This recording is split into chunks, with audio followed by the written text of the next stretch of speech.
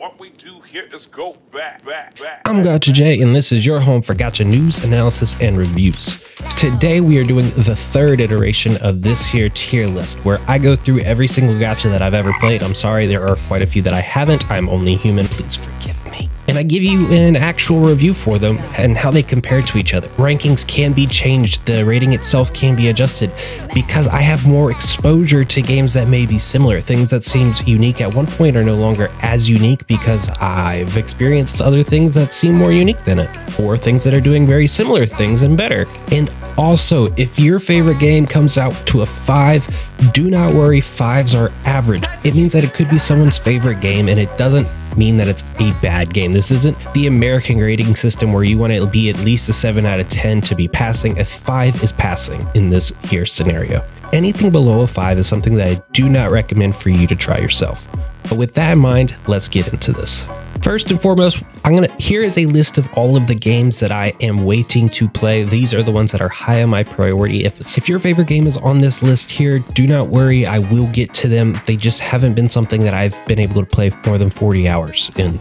Everything else on this list I have put a significant amount of time in, and I feel adequate that I have an adequate representation of what the game has to offer. It does not mean that I beat every single game, that I got to the end game of every single game, but it does mean that I understood the game and what it had to offer, and I did the additional research to know what it was that I was potentially missing and how the company itself handles the end game and how the community responds to that. The first tier that we're going to go through today is the F tier. These are the nopes.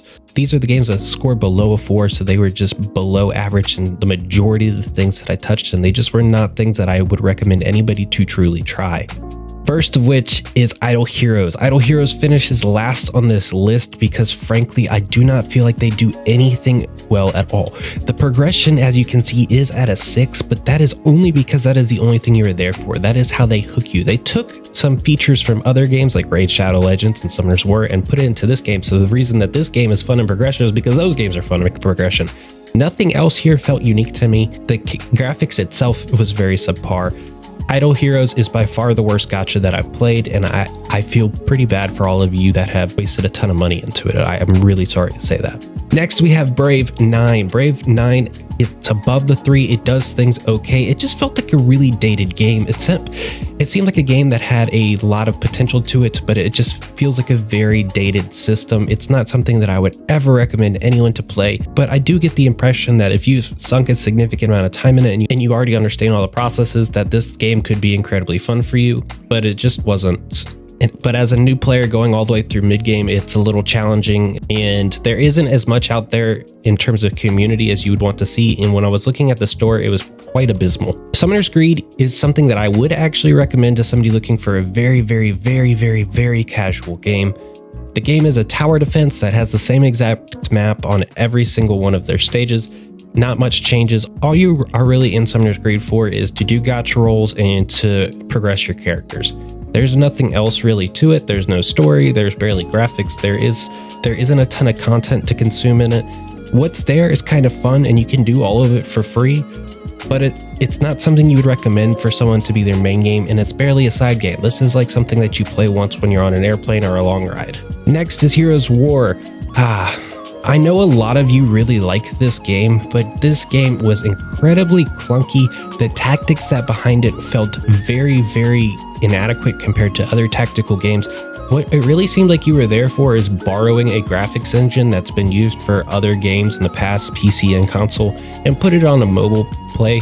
So there are pretty strong graphics, there are pretty strong character designs, but it feels very shallow, and I still don't understand the appeal that it had to everybody else. And next we have the next tier, the Ds, the things that I thought were just okay. They're things that I definitely understand people enjoy, maybe want to spend some money on, but they're really not that great of a game and experience as a whole, and they're not something I would ever recommend to anybody to be their main game. First and foremost on this list of things that barely qualify would be Hyper Heroes.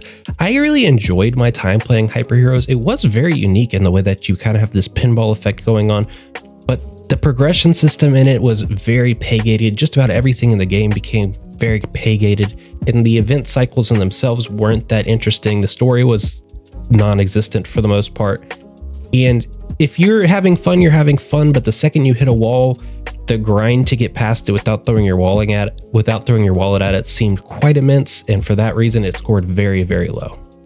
And next we have King's Raid. King's Raid was a pretty interesting game when I went through it. It seemed a lot more like an auto battler than I was led to believe that it would be by some of y'all in the community. I thought the graphics in it were pretty strong. It did remind me of a lot of other graphics though, but it still is strong. It had some charm to it, I will give it that. The story was pretty interesting. I got through a couple of the different chapters there, and I was at points very interested, and at other points was like, okay, you're kind of rambling on. But overall, I thought King's Raid was a decent experience. I thought that it was very much of a money grab that didn't have the community to back how much they were asking to get out of it. Overall, I thought King's Raid was a below average game.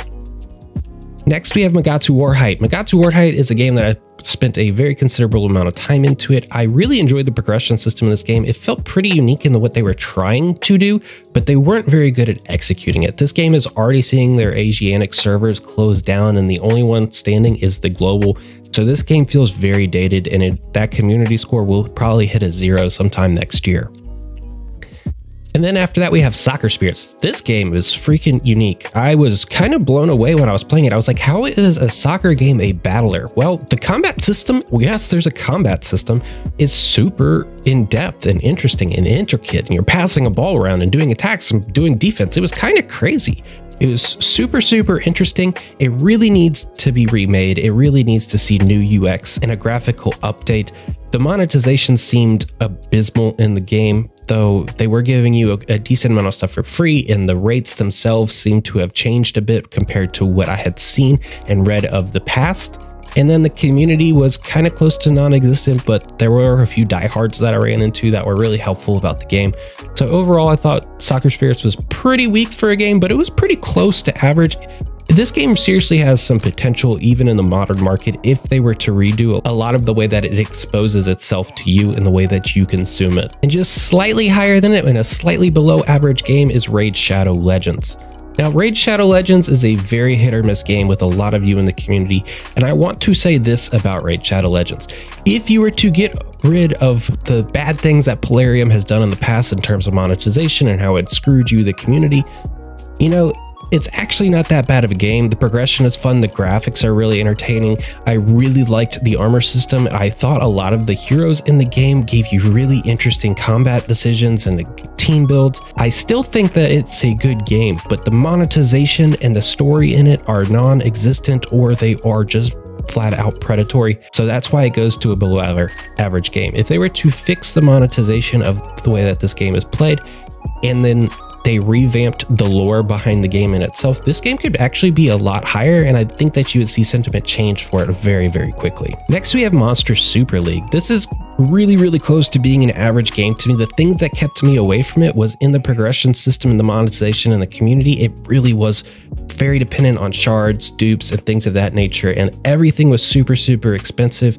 I felt like luck was very much not on my side in that game, despite all of the hours that I soaked into it, but I really enjoyed everything that I saw. I felt like a different form of Pokemon in a gacha-esque form, and I really liked what they were trying to do. I just kind of wish the publisher made different decisions on the way that it monetized it. And then the last in this category is Lord of Heroes, finishing exactly at a 5. If it got 0.1 higher, it would be in the next tier, and I feel like that's very, very appropriate for Lord of Heroes. This game is the industry average for me. I feel like the monetization is very predatory, which is very accustomed for people to see in gacha games themselves. The community is very lackluster. It is a very high-end graphics. I really enjoyed looking at this game and the character design and all of those things, but a lot of the gameplay is actually pay-gated. You can even get some characters unless you're willing to give them $60 for it, which makes no sense to me. They had a good world building thematic that they had going on. I really liked a lot of the images that they portrayed to you in the game itself. This game had a ton of potential to it, but it falls into a lot of the traps that gachas tend to do in a very poor way. And when we average it all together, it's the most average game in the industry. And that brings us to the next tier. This is the C tier, anything that finished higher than a 5. They may be your favorite game, and I can definitely understand why they are that way, but they're not something I'm going to recommend to someone that's new to the gacha scene to go try, or even a vet that is looking for something new. These are going to be at the bottom of my recommended lists unless I know you pretty well. But if this game is for you, trust me, I definitely understand why you like the game. And I think no better example to represent that is Puzzles and Dragons. Puzzles and Dragons is an older game that presents to you little to no story. It is, being an older game, it has lost a lot of its community. They try to give you a ton of things for free, but as new events and characters come out, it is incredibly expensive to stay on top of the meta. But as new players, you feel very, very rewarded. It has pretty strong graphics. The gameplay in itself is very, very, very strong and fun, and it's incredibly unique. Puzzles and Dragons is a very good representation of what gachas are and how they can do things good. It is an older game, but I think anybody that's played it does understand why people love it so much. I still know that myself and a lot of my friends will just download it because we just want to play it. Not that we want to progress or get new things, we legit just want to play it. And then tied with it is AFK Arena. AFK Arena is probably the best idle game that I have played, and that's saying something. Idle games do not finish high on gacha lists for me because gameplay and experience often falls to the wayside in favor of progression. But AFK Arena actually gives you a lot of very strong decisions, and the progression system is one that I really wish a lot of other games took into consideration and applied. I'm looking really at you, Genshin Impact. You could learn a lot from AFK Arena. I definitely understand why this game has the diehard fans that it does, but when compared to everything else in the industry, it doesn't actually stand up, but that does not mean that it is not for you. Next, we have SDORICA. SDORICA is very much deserving to be an above average game in this industry. It's probably something a lot of you have never heard about. When I was doing the research behind it, the community is very small. The chatter on it is very small. The guides for it are very limited. But overall, guys, this game is pretty solid. If more of you guys played it, I could actually see it jumping a tier entirely, because a lot of the absence in community and their marketing and the way that they handle the community are the reasons why this game is so low. But if you were looking for something that'll actually challenge your brain while you play a traditional type of gacha with an engaging story that actually portrays itself very, very well, I think you should really give SDORICA a try. And next we have Hero Cantare. I very much have a love-hate relationship with this game, not because of anything in it specifically, but just because of what it stands for. I like a lot of the IPs that this game has captured, but everything it does is generic to me. There is nothing truly new to this game or interesting or exciting when it comes to actually playing it. I am literally just rolling for the characters that I want from my favorite webtoons like Tower of God or God of High School, and that's kind of where my enjoyment with it ended. But that's still strong in itself. IP is a very strong marketable thing that games really should be attracted to, that you as fans should be attracted to, because that means it's going to be around for a little while and it's worth investing in. But this one specifically with the strong IP, I do not recommend. Next, we have Idola Phantasy Star. This game, if you're a long-term subscriber to this channel, you do know that I am a big Idola Phantasy Star fan. I think a lot of the decisions that the publisher was able to make related to the Japanese server coming to global were very, very limited. They needed to change a lot of the system to be brought up to modern standards. It was not a good release for a game that came out in 2020 to the global audience, but it is very unique. I really enjoyed the battle system. The story in it was actually really, really well done. I really liked how people would float between good guy and bad guy, and they had valid reasons to do both. But the decision making behind this game and the development of it was actually pretty lacking to me. But if you're looking for a solid first playthrough, Idola can offer that to you. Next, we have Skylanders Ring of Heroes, which to me is a very fun, loving game. I think we need more games like Skylanders in this industry. But sadly enough, Skylanders did take a lot from Summoner's War and Raid Shadow Legends and feels very, very similar to those, so it has a lot of the same pitfalls that those do. But I was a big fan of the graphics and that it was very family friendly, that I could bring out in public and not feel like people were looking at my phone weirdly. So that in itself does actually get at some points, as sad as that sounds. Next, we have Tales of Crestoria, which is a game that seems to have mixed reviews. I am a big Tales fan. So the story, you may say, is a little biased on my part, but I do just love the way that Tales of just goes about storytelling, and I think that Tales of Crestoria is no different. This game is very much carried by the IP that is brought to it, and I think similar to other games on this list, the decisions that were made in terms of monetization and the development cycle really hurt the overall value of Tales of Crestoria, but similar to Skylanders, this is a really good one-time playthrough. And then there's EXOS Heroes. I really have to bite my tongue when it comes to EXOS Heroes because this game was very much an A or an S tier game in terms of its potential, the way that it presented itself to you, the story that they were telling. But the developers and the publishers really did just about everything they could to take all of the fun out of your life through the game, and it has a really bad taste in my mouth. Some people are saying that they're starting to learn, but I think that's just because it's starting to hit their wallets in a way that they can't bounce back from. The graphics are really strong. The story is very strong. The gameplay is fairly strong. It's very much a turn-based JRPG. It's very unique because of the lore that it brings to the table. The progression system is very pay to win after a certain point, and the monetization and the community are kind of lacking when it comes to EXOS Heroes. I definitely understand why this could be some people's favorite game. It was mine for a considerable amount of time, but the way that this game has been handled and is being handled really needs to be readjusted. Ooh, EVERTALE. EVERTALE is a very fun game. It is not a game I recommend to you to play very, very long. After the first big arc in the story, the game changes very, very significantly, but that very first arc is very fun. It is very much a open world type of Pokemon game back on your Game Boy. It is very much that type of play style with a new modern anime adaptation to it, new monsters and beasts and different humans to collect and things of the sort. But then past that, they really decided to just go the story route, and they got rid of all the world building that was into it, and it really declined as a game overall. It was very pay to win from what I experienced once you got to the end game. But that first playthrough, man, it really had me. It really did. Next is Goddess of Genesis S. Goddess of Genesis S is a game that I still think is a very good game. I think that it has pitfalls that could easily be changed if they wanted to. I really enjoyed the graphics in the game, though it doesn't look like it on the surface. They do a really, really good job of adding charm into it. The story was pretty well told. The progression system was incredibly fun. The gameplay itself, despite being a traditional JRPG, brought new aspects to the table that I very much enjoyed.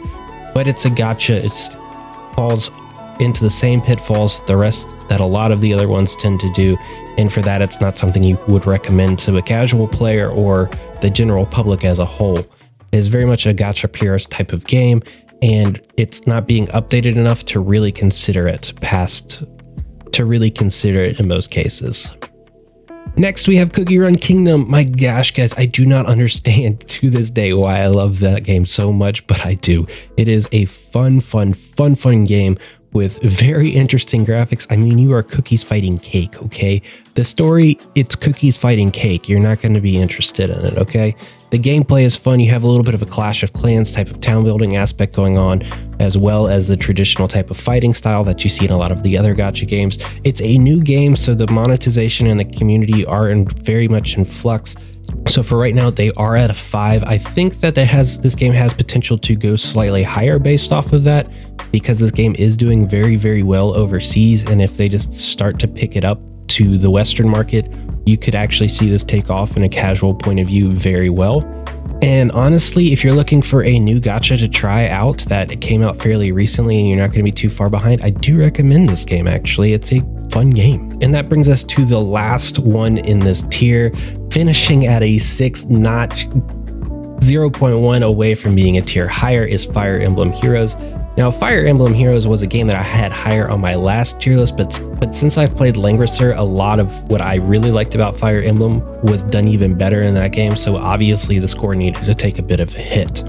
Overall, Fire Emblem, at this point after playing Langrisser, really is surviving off of the IP that Fire Emblem brings to the table.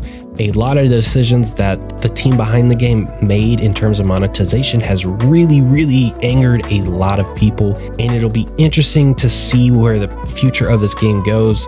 I honestly think that it'll close down and they'll open a different gacha game within the next 3 years, but that's just my personal opinion. That brings us to the B tier. This is just a flat out good game. Okay, this isn't a great game. This isn't something that you're gonna see the mainstream pick up and run wild with. This is just a very solid, fun game. The first and probably a very good example of what I would consider to just be good, you know, not great, just good, is Last Claudia, which I really have a hard time not calling Lost Claudia. Where Claudia went, I don't know, but apparently she's lost in my mind. Anyways, despite being a sprite-based game, the graphics were very well done, especially when it came to the animations. I very much enjoyed looking at the screen, which is not something I typically feel when I'm playing a sprite-based game. The story was very, very strong. I actually laughed out loud at points. I really found myself enjoying some of the characters that they made, like Ray. I thought he was a great character. The progression system in it is very fun, though it gets a little bit grindy, and that's why it's not higher. The gameplay itself is actually fun. There is very much a skill cap to the gameplay itself, but despite it being an auto battler, and it is very, very unique. The world building that they put into this game through the storytelling and the character design and how the animations flow out and the actual design decisions that they made for the kits, it is its own game through and through. The monetization is fairly strong. I felt like I was getting crystals at a very rapid rate, but they are releasing banners very quickly in that game, so I don't really think that it would be on the higher end of monetization, but I thought it was an above average monetization, to say the least. And the community for the game is smaller but dedicated, and it's a slightly older game for this list, and it's still kicking strong, so 4 out of 10. And tied with it is Romancing Saga Reuniverse, which I also think is a very interesting, unique game. I mean, just look at what the game is bringing to the table here. If what you see catches your eye, you're going to love the game. The game does great when it comes to giving you free things, giving you a lot to work for and play for, and giving you, if you like what the game is giving you up front, you're going to like it through and through to the end. If you find yourself questioning if this is a game for you after the first hour, you're probably never going to change your mind to a yes. It just is for you or it isn't for you. It is a good game. I definitely understand it, but it's not something you could recommend to literally everyone.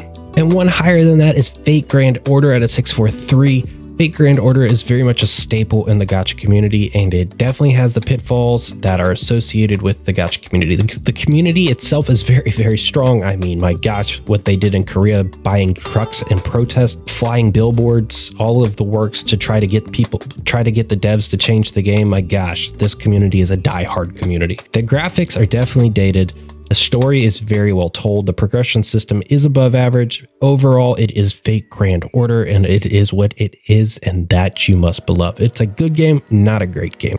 And next we have Langrisser. Langrisser, to me, when I started the review, I thought was going to end up in the A tier, but it didn't, surprisingly. I really enjoyed all of the character designs. The actual in-game battles actually grew on me, but they're not as clean as some of the other games. I thought the gameplay was a very well strong suit for it. The progression system really needed some work. Everything scales to you, and the scaling is a little off because everything you run into is pretty hard and you can't really grind your way out of it. You just kind of need new units to which you catch up to your current team to try again. And so that's not really the funnest progression based system. It's really limited by what gear you have. And so all in all, I thought that Langrisser was a very, very good game that had its pitfalls. And now we have Illusion Connect, which is the more recent EXOS heroes. Illusion Connect. I really loved this game on the surface. Everything that it brought to the table when it first released was exactly what I would want for what they brought to the table. The graphics were fun, the characters were designed very well, the story was decently told, the progression system really has you going up until you get later and it feels impossible to progress. The gameplay is fun. I felt like I was really making a lot of strategic decisions that mattered, and the timing of everything mattered as well. Overall, it was a good game. They lack unique content now further down in the cycle. I do not like what the devs are doing for the long-term playability of the game, and a lot of the monetization decisions that they made were not very free-to-play friendly. So Illusion Connect is continuing to slide back in the rankings the longer that it's lasting. But it was a good game. And then Epic 7 finishes with a 7, which is It's just very, very satisfying every time. I mean, I did not do this on purpose. It just came out this way. I promise you that. Everything in Epic 7 is very strong except for the monetization, which I thought was pretty average. I felt like I could get where I wanted to go as a free-to-play, but it was going to take a lot of time. I felt like that if I was to give them money, I would be adequately rewarded for the money that I gave them. The graphics are fun, the story is fun, the progression is fun, the gameplay is fun, they're trying new things, they're experimenting. It was very unique, the community is very strong. Epic 7 is a staple great game. Also finishing at a 7 is another Eden, which very similar. I thought the graphics were charming. The story is probably the best story you will experience in Gacha.